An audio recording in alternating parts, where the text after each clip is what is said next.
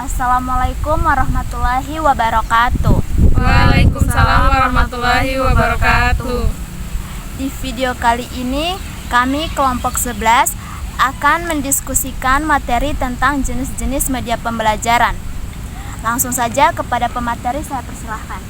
Yang pertama itu ada media grafis. Media grafis adalah jenis media visual yang menyalurkan pesan lewat simbol-simbol visual. Fungsi dari media grafis yaitu menarik perhatian, memperjelas sajian pelajaran, dan mengilustrasikan suatu fakta atau konsep yang mudah dilupakan jika disampaikan lewat verbal saja. Kemudian, dalam media grafis terdiri dari 8 prinsip. Adapun prinsip yang pertama yaitu prinsip kesederhanaan, prinsip keterpaduan, prinsip penekanan, prinsip keseimbangan, prinsip bentuk, prinsip garis, prinsip tekstur, dan prinsip warna. Media grafis terdiri dari 8 jenis, yaitu yang pertama gambar atau foto.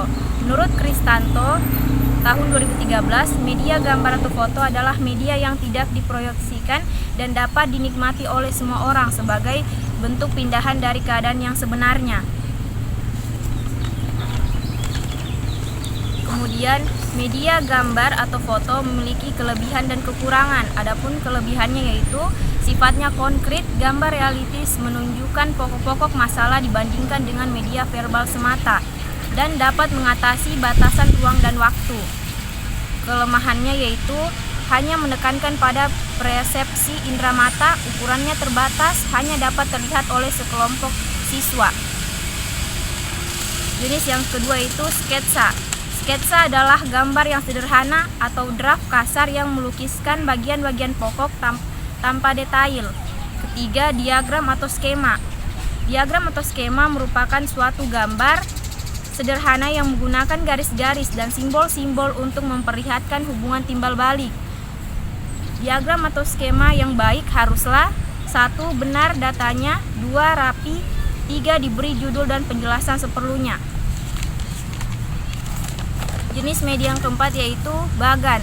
Bagan adalah pesan yang disampaikan, biasanya berupa ringkasan visual suatu proses, perkembangan atau hubungan-hubungan butir-butir penting. Bagan yang baik biasanya memuat 1. Secara sederhana, 2. Lugas, 3. Tidak berbelit-belit. Yang kelima itu grafik. Grafik merupakan gambar sederhana yang menggunakan garis, titik, simbol verbal atau bentuk tertentu yang menggambarkan data kuantitatif. Beberapa kelebihan grafik dalam pembelajaran yaitu: pertama, memungkinkan kita mengadakan analisis. Kedua, bermanfaat untuk mempelajari hubungan kuantitatif. Ketiga, memungkinkan untuk mempelajari dan mengingat data-data kuantitatif.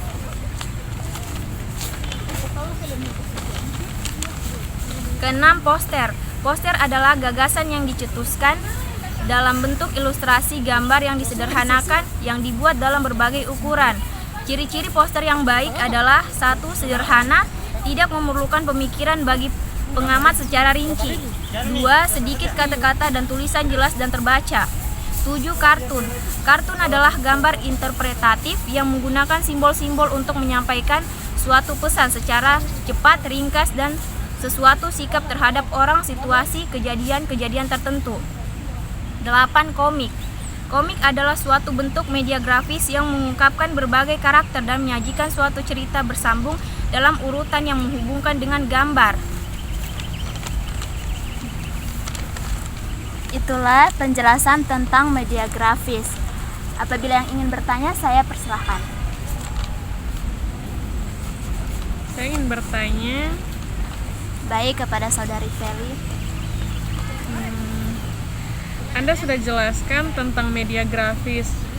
Nah, media grafis itu kan terdapat foto atau gambar.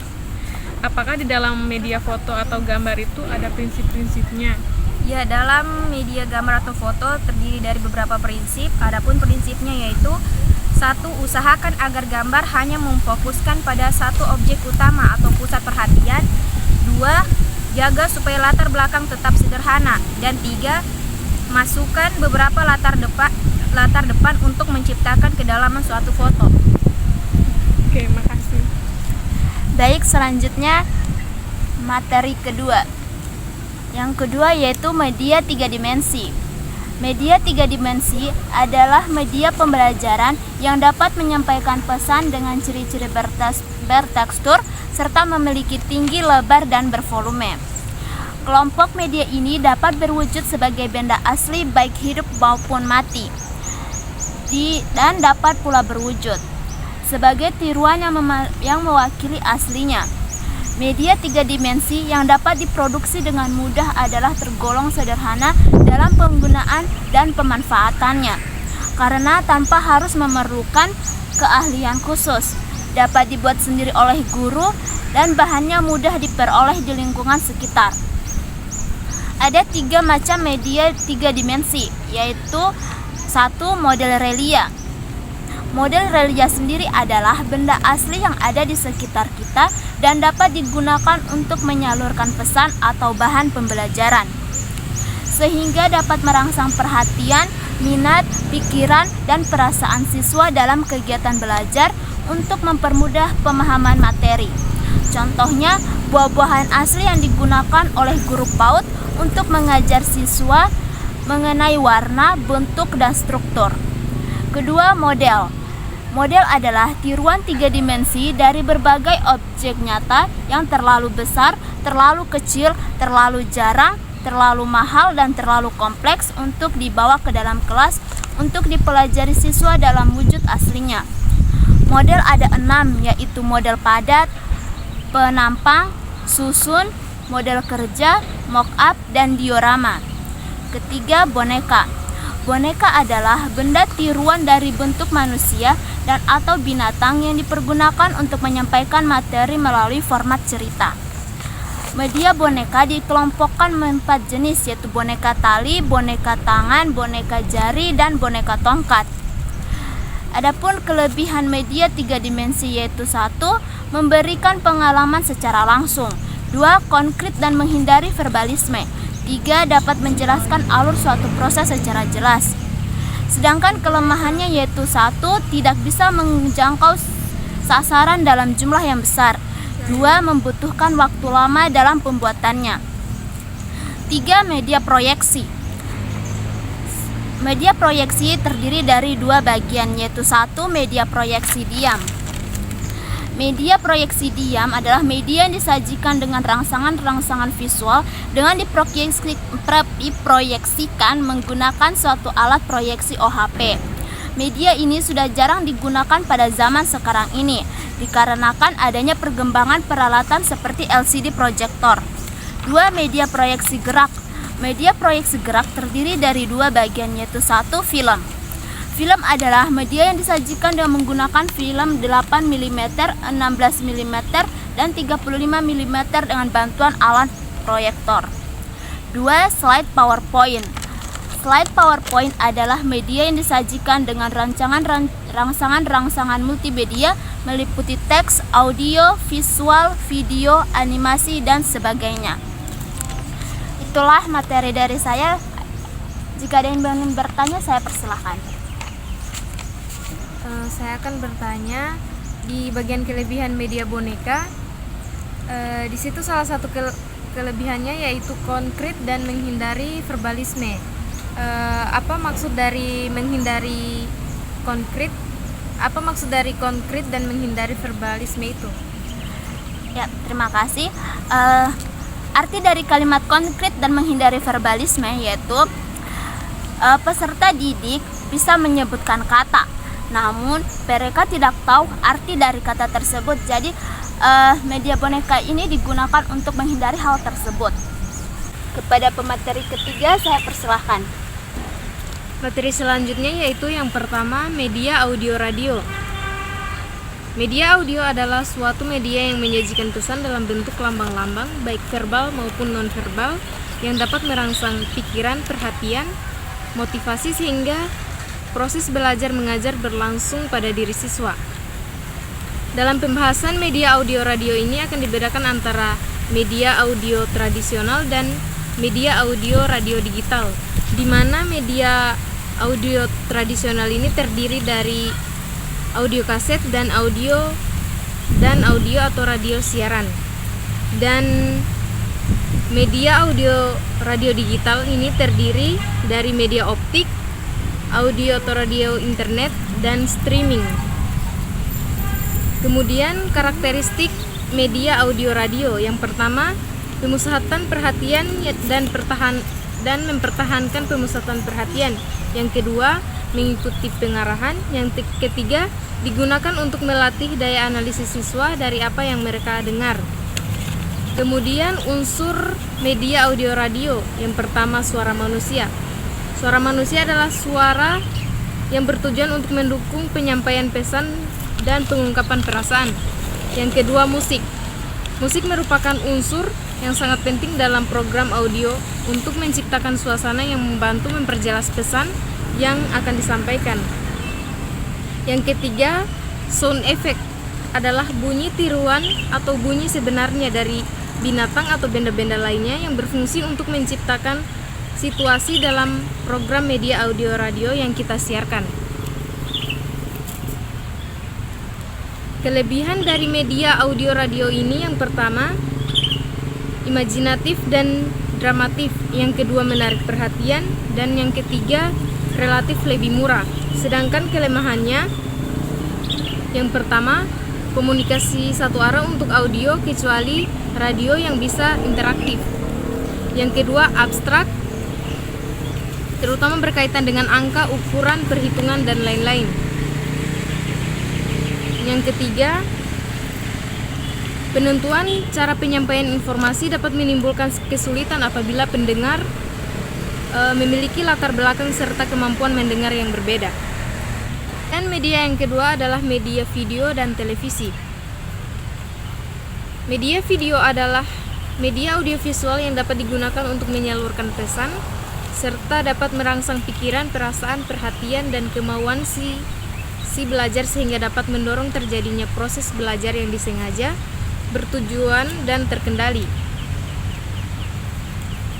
Kelebihan dari media video ini yang pertama, proses pembelajaran menjadi lebih jelas dan menarik. Memungkinkan proses belajar dapat dilakukan di mana saja dan kapan saja. Kelebihan yang kedua, dapat menyajikan pesan audio visual mendekati objek aslinya sehingga pemerolehan informasi pada pembelajar relatif lebih konkret. Kemudian kelemahan dari media video ini yang pertama, gambar bergerak terus sehingga tidak semua siswa mampu mengikuti informasi. Yang kedua, video yang tersedia terkadang tidak sesuai dengan kebutuhan. Yang ketiga, biaya produksi video sangat tinggi dan hanya sedikit orang yang mampu mengerjakannya. Kemudian media televisi. Media televisi adalah suatu program yang memperlihatkan sesuatu dari jarak jauh. Suatu peristiwa yang berada jauh dari tempat pemirsa dapat dihadirkan di rumah melalui televisi. Ada beberapa fungsi media televisi. Yang pertama, fungsi penerangan. Stasiun televisi memberikan penerangan kepada masyarakat luas dengan cara menyiarkan peristiwa sesuai dengan kenyataan. Yang kedua, fungsi pendidikan. Media televisi merupakan suatu media yang dapat menyiarkan siaran pendidikan kepada jumlah yang besar atau simultan. Yang ketiga, fungsi hiburan. Sebagian besar alokasi acara-acara televisi didominasi oleh acara hiburan. Banyak sekali acara-acara hiburan dengan bentuk sinetron, film televisi, dan lain sebagainya. Ada beberapa kelebihan dari media televisi ini. Yang pertama, dapat menampilkan berbagai jenis media audiovisual termasuk gambar diam, film, objek, dan drama. Yang kedua, dapat menyajikan model dan contoh-contoh yang baik bagi siswa. Kemudian untuk kelemahannya, yang pertama, hanya dapat menyajikan komunikasi satu arah. Yang kedua, guru tidak memiliki kesempatan untuk merevisi film sebelum disiarkan. Baik, saya kembalikan kepada moderator.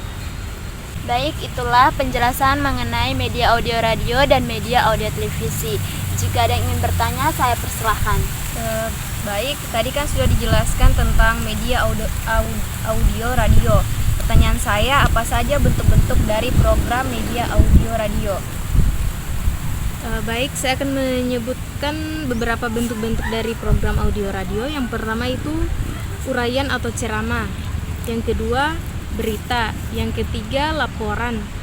Yang keempat, dialog atau monolog. Dan yang kelima itu wawancara. Pada pemateri keempat, saya persilahkan. Baik, saya akan menjelaskan tentang media komputer multimedia. Komputer multimedia mempunyai karakteristik yang sangat luas. Komputer multimedia merupakan satu kesatuan sistem dari perangkat keras, perangkat lunak, dan perlengkapan penunjang lainnya. Media ini mempunyai karakteristik dan batasan yang sangat luas karena mampu berfungsi sebagai media audio maupun media visual. Seluruh fungsi multimedia yang telah disebutkan sebelumnya dapat ditemui pada media komputer multimedia ini. Karakteristik komputer multimedia yang pertama, berorientasi pada tujuan pembelajaran. Yang kedua, berorientasi pada pembelajaran individual. Yang ketiga, berorientasi pada pembelajaran mandiri. Yang ketiga, berorientasi pada pembelajaran tuntas. Secara umum, karakteristik media komputer multimedia antara lain yaitu merupakan media pembelajaran berbasis pembelajaran individual atau mandiri. Yang kedua itu dapat digunakan sebagai media pembelajaran di kelas ataupun untuk belajar mandiri di rumah. Yang ketiga, menggunakan bantuan komputer dalam beroperasional. Yang keempat merupakan media pembelajaran terprogram yang dilengkapi dengan visual, audio, animasi, grafis, dan video. Yang kelima bersifat interaktif. Maksudnya siswa dapat mempelajari materi tertentu tetapi juga dapat mengevaluasi hasilnya belajarnya di rumah. Yang kedua itu model komputer multimedia, ada beberapa model. Yang pertama drill, yang kedua tutorial, yang ketiga simulasi, yang keempat game. Kelebihan komputer multimedia sebagai berikut. Yang pertama, interaktif, individual, fleksibel, motivasi, umpan balik, dan record keeping. Kelemahan komputer multimedia yang pertama, hanya akan berfungsi untuk hal-hal sebagaimana yang telah diprogramkan. Yang kedua, memerlukan peralatan komputer multimedia. Yang ketiga, perlu persyaratan minimal prosesor atau memori kartu grafis dan monitor. Yang keempat, perlu kemampuan pengoperasian untuk perlu ditambahkan petunjuk pemanfaatan. Lalu saya juga akan menjelaskan media e-learning, v-learning, dan m-learning. Salah satu pembelajaran yang ditawarkan adalah model inovasi e-learning. E-learning atau electronic learning kini semakin dikenal sebagai salah satu cara untuk mengatasi masalah pendidikan, baik di negara maju maupun di negara yang sedang berkembang. Banyak orang menggunakan istilah yang berbeda-beda dengan e-learning, namun pada prinsipnya e-learning adalah pembelajaran yang menggunakan jasa elektronik sebagai alat bantunya. Kelebihan e-learning sebagai berikut. Yang pertama, sesaat dan untuk individual. Yang kedua, efisien. Yang ketiga, aktual. Yang keempat, cepat. Yang kelima, selalu ada kelanjutannya. Dan yang terakhir, konsisten. Kelemahan e-learning yaitu pertama, sangat tergantung teknologi. Yang kedua, tergantung tindak sesuai dengan sistem dan materi belajar yang ada. Yang ketiga, tidak cocok untuk beberapa jenis pelatihan dan karakteristik siswa. Baik, itu saja materi yang bisa saya berikan. Saya kembalikan pada moderator. Baik, itulah materi penjelasan tentang media komputer multimedia dan media e-learning. Di sini saya akan bertanya kepada pemateri keempat, apa saja kategori media multimedia? Kategori multimedia itu ada dua, multimedia liner dan multimedia interaktif. Baik, itulah materi-materi tentang jenis-jenis media pembelajaran. Akhir kata saya ucapkan Assalamualaikum warahmatullahi wabarakatuh. Waalaikumsalam warahmatullahi wabarakatuh.